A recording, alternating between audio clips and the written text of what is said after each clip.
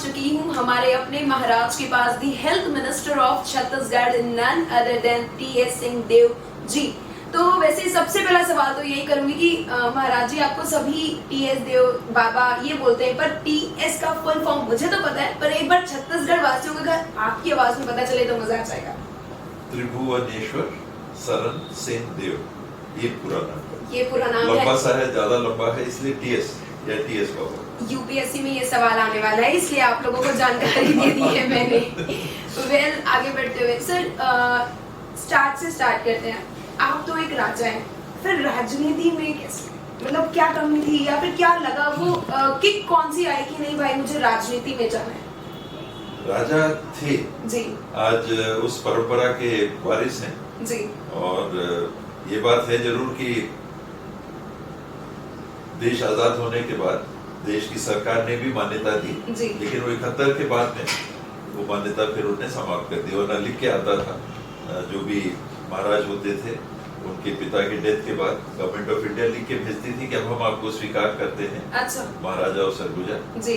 तो मेरे पिताजी को ऐसा पत्र आया था उनके पिताजी के मृत्यु के बाद, और मेरा भी नाम उस पत्र में अंकित हो गया था कि राजा के रूप में आप रहेंगे, महाराजा राजा। युवराज हमारे यहाँ नहीं कहते, तो राजा के रूप में। तो ये गवर्नमेंट मानती थी, मान्यता देती थी, संवैधानिक मान्यता थी, वो इंदिरा जी ने फिर समाप्त की। तो नाम से अब जो लोग उन परंपराओं को अभी भी मानते हैं तो राजा महाराजा कहते हैं जी। वरना टीएस बाबा। और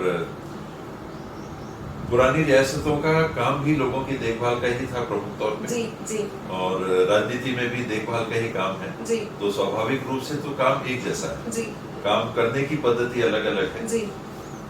राजतंत्र एक फ्यूडल सिस्टम का हिस्सा था जिसमें राजा के पास बहुत ज्यादा अधिकार होते थे, उनको समाप्त करके हम प्रजातंत्र में आए।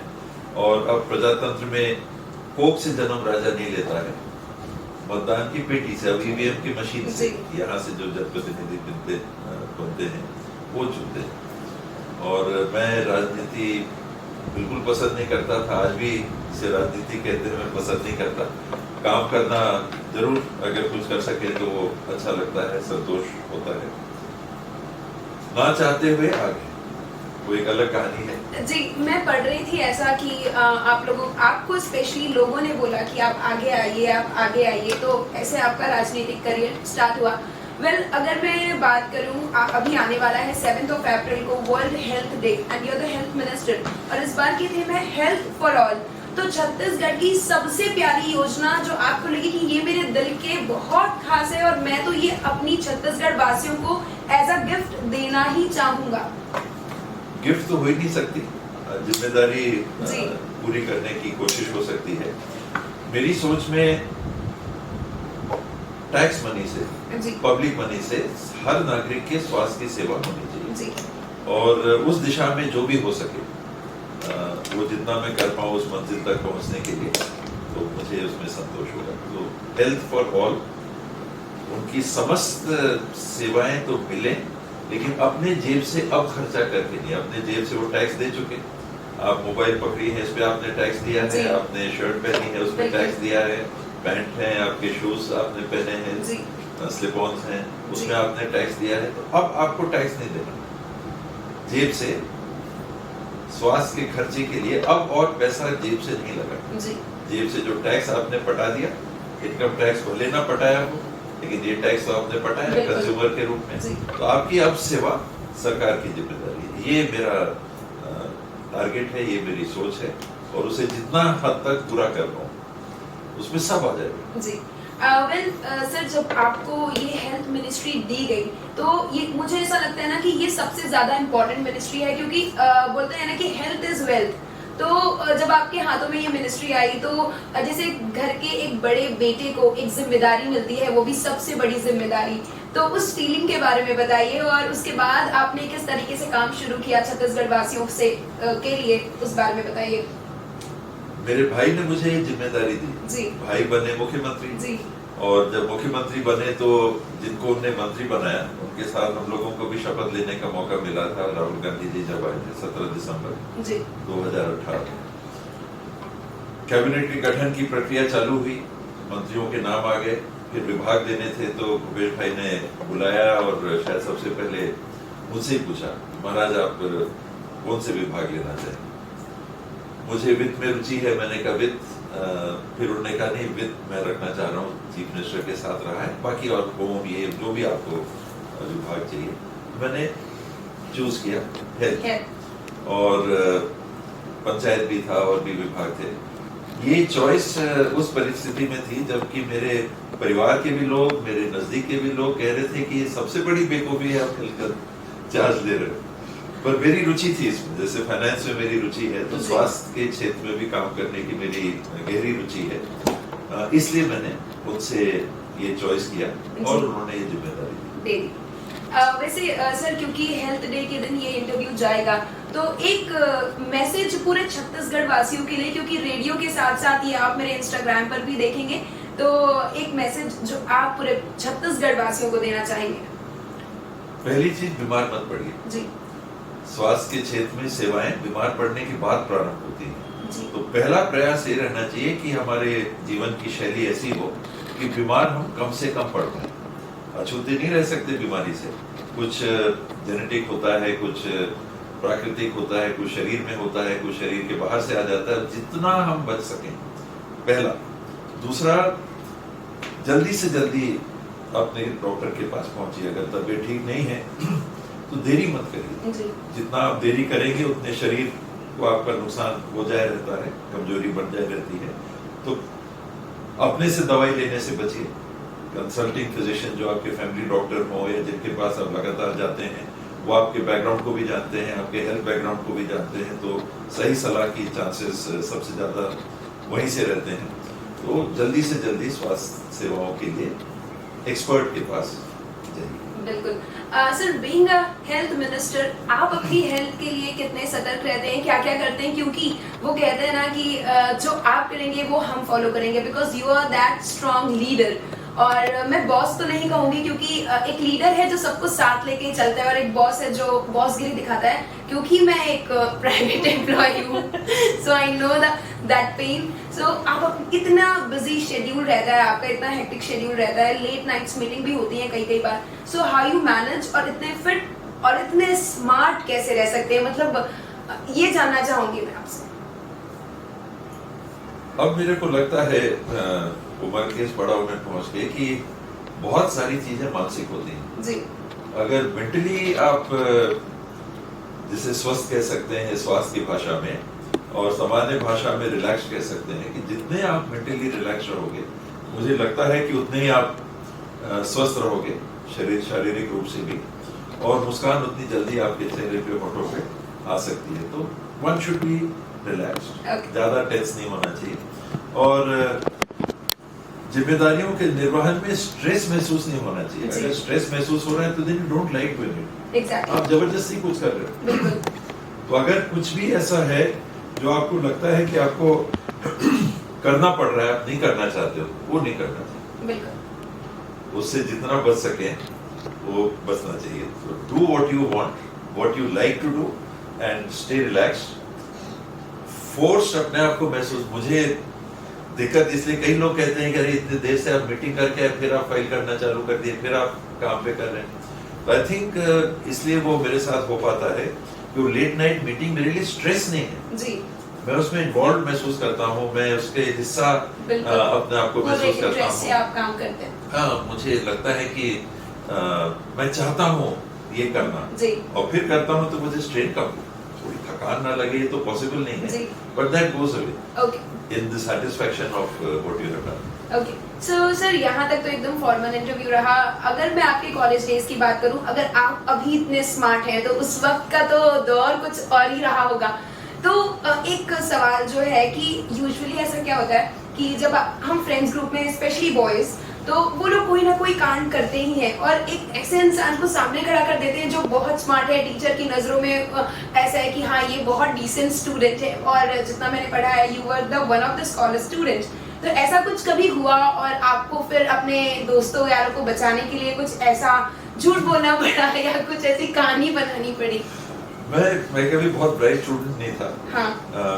स्कूलिंग मैंने साइंस से की जी। वहाँ फर्स्ट डिविजनर बन पाया जी। और कॉलेज मैंने आर्ट से किया, पोस्ट ग्रेजुएशन भी आर्ट से किया। तो आर्ट्स में ऑनर्स के कोर्स को किया, लेकिन पास डिग्री मिली। एक सब्जेक्ट में मेरे को 20 मार्क्स परसेंटली मिले, तो वो एड ऑन नहीं हुआ। और एमए मैंने किया तो उसमें ठीक था, अच्छी सेकंड डिवीजन आई थी उस समय। सेकंड डिवीजन आर्ट्स में काफी ठीक मानी जाती थी, काफी ठीक मानी जाती थी। I was an average student, थोड़ा समझदार था, मतलब I was not unintelligent, I was not intellectual, I was not very bright, but चीजों को समझता था। और मौके आते हैं ऐसे, बहुत कम आए लेकिन कभी कभी आते हैं। कभी कभी आए कि साथ के किसी ने कुछ किया तो अपन ने अपने ऊपर लेने की कोशिश की, तो पता चला कि फिर मैं स्कूल प्रीफेक्ट भी था दिसंबर में। उस समय ICSE जो आजकल ICSE और ISC एग्जाम्स हैं, तो उस समय ISC के एग्जाम को मैंने पास कर लिया था, दिसंबर में हो जाते थे। तो मुझे प्रिंसिपल ने कहा कि तुम पास होके जा रहे हो, नहीं तो तुमको प्रीफेक्ट से हटाते। तुमने जो बदमाशी की, तो साथ के थे वो साथ में जो भी हुआ, ऐसा कभी कभी होता ही रहता है। सर जैसे मैं अगर बात करूं तो कह सकते हो कि आप इतना बिजी रहते हैं, तो आप अपने काम से विराम कैसे लेते हैं? मतलब क्या करते हैं कि नहीं अब बहुत काम हो गया, ये संडे तो चिल करना है, या ये सैटरडे कहीं जाना है, या अपने ही कोई फेवरेट घर के कॉर्नर पर बैठ के बुक्स पढ़नी है, कॉफी पीनी है, ऐसा कुछ जो आप करते हैं? मेरे लिए जब से पब्लिक लाइफ में आया हूँ, मंडे ट्यूसडे सैटरडे संडे सब एक हो गया जी। मेरे लिए हर दिन काम के दिन है, और हम लोग का जो प्रमुख काम रहता है वो लोगों से मिलने का जी। तो ये पब्लिक रिप्रेजेंटेटिव के रूप में जो जाना समझा और सीखा वो यही है कि प्राइम टाइम आपकी और प्राइम रिस्पॉन्सिबिलिटी है लोगों से मिलके उनकी बात सुनना जी। फिर प्रयास करना। उसमें बहुत कम काम हो पाते हैं, कुछ काम हो पाते हैं, बट मिलना, आप काम करा पाओ कि नहीं करा पाओ, उसमें आप सफल हो चाहे नहीं सफल हो, वो मेरे लिए भी उतने मायने नहीं रखता जितना लोगों से मिलना। तो वो मैंने पिछले 40-45 साल में कोशिश की है कि जब जो आए, टाइमिंग नहीं है कि 10 से 5, 2 से 4, तो वो पूरे दिन घर एक तरह से खुला ही रहता है। और ये मम्मी डैडी से भी मैंने यही सीखा, करीब कि कोई टाइमिंग्स नहीं थे, जब जो आए उनसे मिल लेते थे। तो दिन अमूमन इसी में निकल जाता है। और रिलैक्स टाइम जो आपने कहा, रात को बिस्तर में जाने के बाद टीवी चालू करके एक आध सीरियल, कुछ न्यूज कैचअप करना पड़ता है, दुनिया में क्या हो रहा है, देश में क्या हो रहा है, तो न्यूज चैनल स्किप करता हूँ, कोई वाकया हो रहे हैं, और मूवीज। तो वो टाइम रहता है कि जब मेरे को बोलना नहीं होता है, रिलैक्सेशन। वैसे सीरियल की बात आई है तो आजकल जिसकी टीआरपी बहुत ज्यादा है, स्टार प्लस का अनुपमा, तो वो देखते हैं वो सीरियल आप? बहुत कम। ओके, सो सर आगे बढ़ते हैं। तो सबसे पहले ये, क्योंकि आप एक पॉलिटिशियन हैं, कुछ बहुत सारे लोग आपको पसंद भी करते हैं, तो कुछ हैं जो नापसंद करते हैं, तो कुछ लोग ऐसे हैं कि र्यूमर्स फैलाते हैं, और कोई भी पब्लिक पर्सन हो, सेलिब्रिटी हो, उनके बारे में र्यूमर्स आते ही नहीं है। तो आपके बारे में ऐसा कोई र्यूमर जो आपने सुना हो और आपने सोचा ये तो सबसे प्यारा और बेस्ट र्यूमर था मेरी लाइफ का, ऐसा कोई र्यूमर? एक र्यूमर की बहुत अच्छा आदमी है जी, एक र्यूमर की बहुत अच्छा आदमी है। ओके। मेरे को ऐसे अनुभव हुए जी। मैं जैसे मैंने बताया, राजनीति से मैं बहुत परहेज करता था, मुझे बिल्कुल पसंद नहीं थी। आज भी जिसे राजनीति कहते हैं मुझे बिल्कुल पसंद नहीं, वेस्ट ऑफ टाइम लगता है। एक यंगस्टर के रूप में मैं काफी आइडियलिस्टिक था। कॉलेज में जब था, कुछ किताबें पढ़ता था, लाइट फिलोसफी में मेरी रुचि आज भी है, उस समय भी रुचि थी, मैं उन पुस्तकों को पढ़ता था। और एक आइडियलिज्म था, यूथ का एक जो आइडियलिज्म रहता है, सामान्य से भी शायद बढ़ के आइडियलिज्म था। तो मेरा स्वागत अंबिकापुर में, जहाँ की आपने कहा कि भाई यहाँ के महाराजा भी आपके परिवार के रहे, मेरे फादर भी सीनियर गवर्नमेंट सर्वेंट थे, IAS ऑफिसर थे, मेरी मदर भी पॉलिटिक्स में थी, मिनिस्टर थी। और 24 साल की उम्र में एक आइडियलिस्ट लड़का अपने घर पहुंचता है काम देखने के लिए, और कुछ ध्यान में नहीं था कि लोगों से मिलना जुलना है, ये करना है, कुछ नहीं था, केवल घर का काम देखने के लिए आया था। और वहां के अखबार ने मेरा स्वागत किया कि TS सिंहदेव ने मस्टर्ड रोल में इतने पैसे खा लिए। अरे बाप रे! वो मेरा इंट्रोडक्शन था टू दी वर्ल्ड, कि जो हम लोग हॉस्टलों में और स्कूलों में और कॉलेजों में एक दायरे में जीते थे, और मैंने आइडियलिज्म की बात की, पुस्तकों को पढ़ना, वेस्टर्न फिलोसफर्स को पढ़ना, विवेकानंद जी को पढ़ना, जद्दू कृष्णमूर्ति जी को पढ़ना, राम कृष्ण जी की पुस्तक पढ़ना, सर्वपल्ली राधाकृष्णन जी की पुस्तक, ये थोड़ी मेरे को इंटरेस्ट था, मैं पढ़ता था। वो सब पढ़ने के बाद जब मेरा स्वागत हुआ अपने ही घर में, अपने ही गृहग्राम में, कि इन्होंने, मैं जानता नहीं था कि मस्टर रोल क्या होता है। कॉलेज का 24 साल का लड़का एमए पास करके आया था, क्रिकेट खेलने का शौक रखता था और रिलैक्स रहता था, अपने में रिलैक्स रहता था। तो पता चला कि भाई दुनिया कैसी है और कुछ और भी है। तो ये मेरा इंट्रोडक्शन था, और उस दिन के बाद से कई हादसे हुए जिन्होंने जो कहते हैं सफेद बाल वाली बात कि मैच्योरिटी ला दी। एक एक्सपीरियंसेस से आदमी एनरिच होता है कि नहीं, लेकिन अनुभव तो करता है। मतलब आपके एक्सपीरियंसेस की वजह से आपके बाल पके, वो कहा जाता है ना कि ये बाल यूं ही सफेद नहीं हुए। ओके, सो सर, जैसे आपने क्रिकेट के लिए कहा, अभी आईपीएल चल रहा है, तो कभी कौन सी टीम है जो आपकी सबसे फेवरेट है? मुंबई इंडियंस है, चेन्नई सुपर किंग्स है, अभी लखनऊ वाली टीम आई है। मुझे ये समझ नहीं आता कि मुंबई इंडियंस ही क्यों, क्या ही वो टीम सबसे ज्यादा जीतती है इसलिए पसंद आती है? प्लेयर्स भी अच्छे रहे। अच्छा, कुछ प्लेयर्स भी देखिए उसमें जो उसके भागीदार रहे, वो अच्छे रहे। एक समय तेंदुलकर भी खेलते थे, रोहित शर्मा भी खेलते हैं, बॉलर्स भी उसमें अच्छे रहे, अपने स्पिनर्स भी उसमें अच्छे रहे, तो टीम अच्छी थी। तो उस नाते मुंबई से मेरा कोई मोह नहीं है। और चेन्नई सुपर किंग्स, तो चेन्नई से भी मेरा मोह नहीं है, लेकिन धोनी और दूसरे प्लेयर्स भी आए, ऑस्ट्रेलियन प्लेयर्स आए, लोग भी उसमें रहे, अच्छी टीम थी, it was a good team. Sir, एक सवाल जो मेरे दिमाग में एकदम खुराफाती आया है, अगर मैं गलत होंगी तो आई एम सो सॉरी। आजकल ऐसे चल रहा है माहौल डेटिंग एंड ऑल का, आप भी कॉलेज में इतने स्मार्ट थे तो ऐसा हो ही नहीं सकता था कि कोई लड़की आई ना हो। तो सर, आपके पास तो पर्सनल चॉपर भी है, तो कितनी लड़कियों के आपके पास प्रपोजल्स आए, या किस लड़की को, या फिर ऐसी कोई डेटिंग लाइफ आपकी? मेरे पास पर्सनल चॉपर तो नहीं है।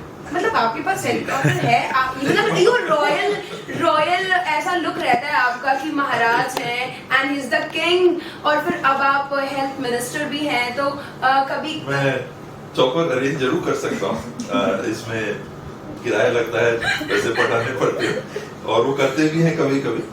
दैट अपार्ट, अब नई पीढ़ी के साथ बात हो रही है, आपने ये सवाल किया तो मैं डक नहीं करूंगा जी। मेरे जीवन में भी पहला प्यार आया।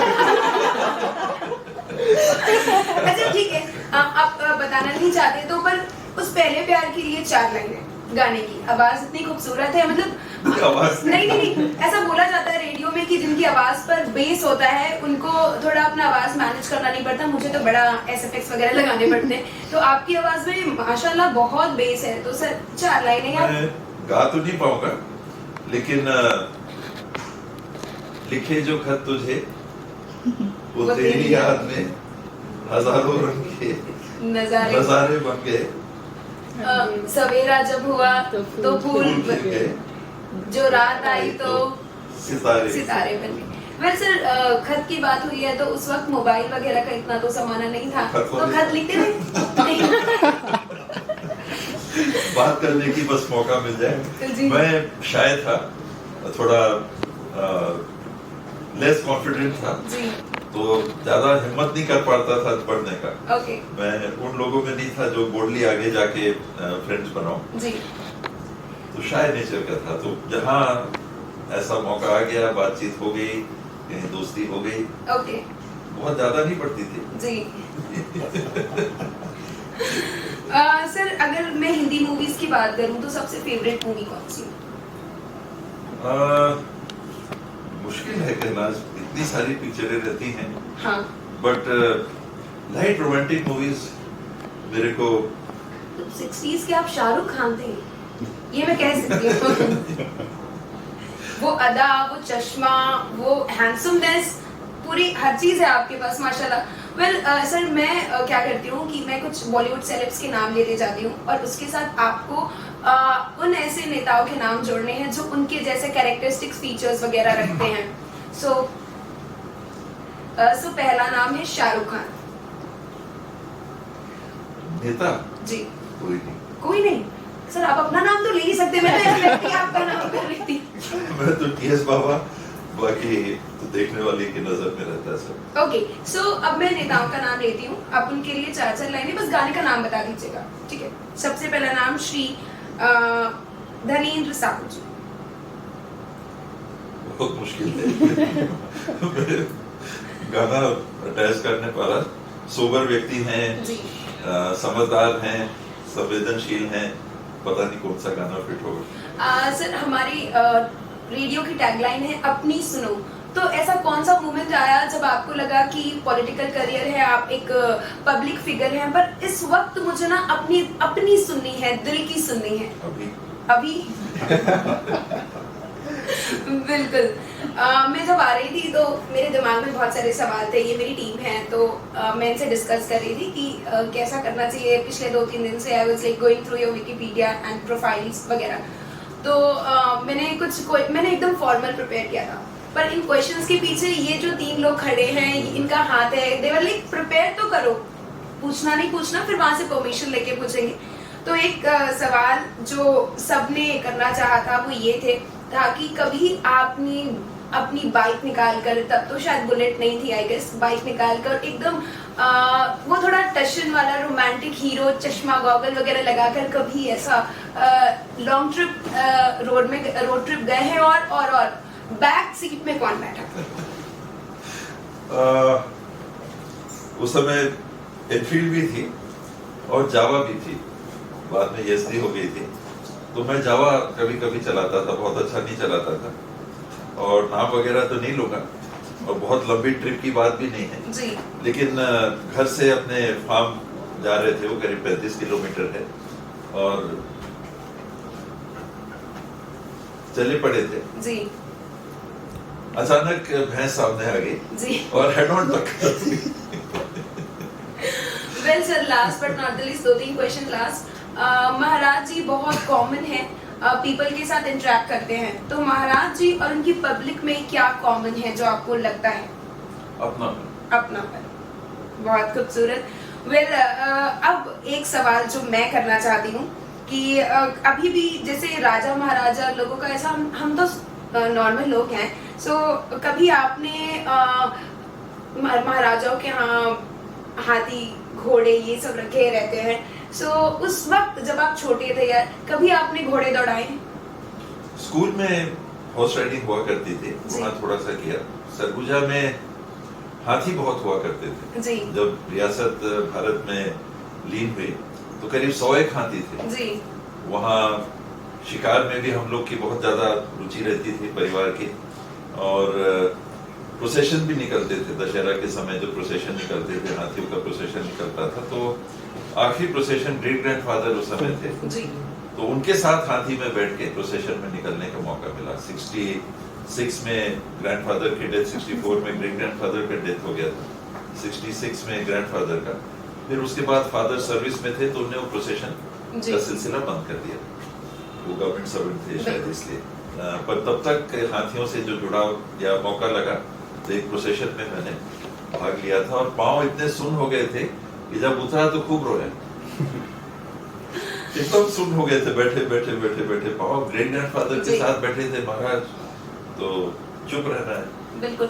तो आप लोग भी ऐसे महाराज जी ही बोलते थे या दादाजी, ऐसा कुछ जैसे टीवी में दिखाता है, सच में वैसा वाला रियासत चलती है? उसमें पिक्चरों में तो बाद में कार्टून ही बना दिया था, राजाओं को और ठाकुरों को कार्टून सा बना दिया था, और एक इमेज ऐसी भी थी तो कि आताताई हैं और बहुत एक्सप्लॉइट करते हैं, कहीं किसी को उठा लिया, कहीं किसी को मार दिया। अपने घर में ये देखने को मिला कि राजा के नाते एक एटमॉस्फेयर और दर्जा तो जरूर था, एलिवेटेड एक दर्जा जरूर था कि लोग एक रिस्पेक्ट से एक उससे बिहेव करते थे, कि वैसी यारी दोस्ती वाली वो वाली बात नहीं रहती थी। महाराज मतलब एक थोड़ा सा कोई डिस्टेंस मेंटेन करके और रिगार्ड देके बात किया करते थे। लेकिन जो देखने को मिलता था वो यही था कि फादर भी शायद ट्रेनिंग थी, हम लोग शिकार पे जब जाया करते थे तो कुछ बातें वाकया सुनाया करते थे, उसमें एक वाकया ये था, तो अब मुझे समझ में आता है कि बाद में समझ में आने लगा कि शायद ट्रेनिंग थी। कहते थे महाराज की गाड़ी जा रही है, आज आप देखो आज के कल्चर में वीआईपी की गाड़ियां जाती हैं, सायरन चलते हैं और सबको हटाया जाता है, हटो हटो हटो हटो, वीआईपी की गाड़ी आ रही, सायरन बज रहा, हटो हटो हटो हटो, अगर किसी ने रोक दिया तो थाने में जी। और उस समय उन्होंने बताया कि कोई भी व्यक्ति महाराज की गाड़ी जा रही अगर हाथ दे देता था तो वो गाड़ी रुकती थी। ओके। तो ये ट्रेनिंग थी जी कि महाराज मतलब अपने आप को ये मत सोचो कि तुम ऐसे कोई सुपर आदमी हो जी कि सब तुम्हारे नीचे हैं। बिल्कुल। तुमको जिम्मेदारी मिली हुई है जी लोगों की ख्याल रखने की जी। और किसी व्यक्ति ने अगर हाथ दे दिया, आप सोचो कि आज के जमाना जी महाराज की कोई बात नहीं है, पॉलिटिक्स प्रजातंत्र 5 साल जी 5 साल बाद कौन कहाँ होगा पता नहीं जी। तो हमारा एटीट्यूड रहता है। और उस समय ये था कि कोई भी रोक देता, हाथ दे दिया, वो जा रही है फराटे से महाराज की गाड़ी तो जी। फिर फादर समझाते तो बताते थे, सिखाते थे, अब समझ में आता है कि कंप्लेंट किसी अधिकारी की नहीं आनी चाहिए जी। अच्छा। कि अगर लोगों के बीच में शिकार करते थे तो लोगों के बीच में जाते थे, हाका होता था, कोई भी अप्रोच कर सकता था, इजी अप्रोच था, ये नहीं कि दरवाजे हैं दरबान हैं, कोई भी आके मिल सकता था। अगर किसी अधिकारी की शिकायत आई तो एटीट्यूड ये था कि उसकी ख्याल, अच्छा, लोगों का ख्याल रखना है।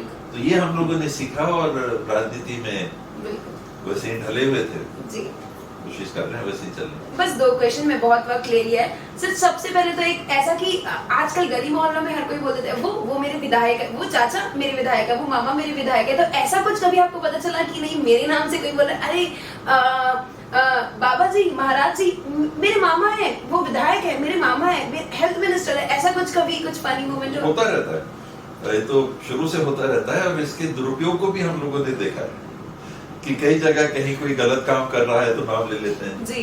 तो ठीक है, वो एक सिस्टम है, उसका हिस्सा है, उसको अधिकारियों को भी हम लोग को बोलना पड़ता है कि नहीं, गलत काम के लिए बिल्कुल कोई भी मेरे घर का भी आदमी नाम ले तो आप एज पर रूल्स आप काम करो। तो मेरा नाम वो कहते हैं सिक्का, टीएस बाबा का सिक्का चलता है, वो नाम ले लिया तो यहाँ से निकल गए, वहां से निकल गए, तो अधिकारियों को ब्रीफ करना पड़ता है, पब्लिकली नहीं कर पाते, लेकिन ऐसे करते हैं कि नहीं, गलत काम के लिए अगर कोई आए, ऐसे जो भी आए आप प्लीज उनका सुनो, करना आपके ऊपर है, लेकिन किसी गलत काम के लिए कहें तो मान के चलो कि मेरा सहमति उसमें मेरी बिल्कुल नहीं। सर मैं विकिपीडिया में ऐसा पढ़ रही थी आपके बारे में, तो उसमें लिखा था रिचेस्ट एमएलए ऑफ छत्तीसगढ़। तो आप ये रिचेस्ट हेल्थ मिनिस्टर ने अपने ऊपर कब दिल खोलकर शॉपिंग की है? ऐसा लगा कि नहीं आईफोन का यही वाला सेट चाहिए तो यही लाना है, या फिर ये कार चाहिए, या फिर कुछ भी ऐसा घर बनाना है, मुझे बेडरूम ऐसे डेकोरेट करना है, तो आपने कभी ऐसा दिल खोलकर खुद पर कब खर्च किया? मुझे बड़ा कंजूस कहा जाता है कि आदमी एक अच्छा नहीं करता है। और हम लोग बड़े हुए गवर्नमेंट सर्वेंट फैमिली में, फादर सर्विस में थे, तो मैं शायद 7वीं क्लास में था या 8वीं क्लास में था बोर्डिंग स्कूल में, जब मैंने फादर मदर से पूछा क्या हम लोग राजा टाइप के हैं जी। तब तक उन लोगों ने मेरे को उस माहौल में बड़ा नहीं किया था कि तुम, हम लोग जाते थे सरगुजा भी जाते थे, मैंने हाथी की भी बात बताई जी जी। उसकी भी सवारी किया, लेकिन घर में जो परवरिश हुई वो अलग करके, थैंकफुली मम्मी डैडी ने जो बड़ा किया वो राजा के लड़के के रूप में नहीं किया जी, अपने लड़के के रूप में जी। तो एक फैमिली का लड़का है, रूल्स एंड रेगुलेशंस नॉर्मल जी, जी। कोई ऐसी बात हल्का सा महसूस होता था कि लोग जो बिहेव करते हैं थोड़ा रिगार्ड दे के बिहेव करते थे, लेकिन एटीट्यूड कभी भी घर में नहीं रहा। तो उसी वातावरण में बड़े हुए जी और काम करने की कोशिश करते। Thank you so much sir, आपने वक्त दिया। बस लास्ट में एक एंडोर्समेंट चाहूंगी पूरे छत्तीसगढ़ वासियों को ग्रीट करके। आप मुझे सुन रहे हैं फिजा की फिल्म FM तड़का पर, स्टे ट्यून्ड अपनी सुनो, बस इतना आपको बोलना होगा।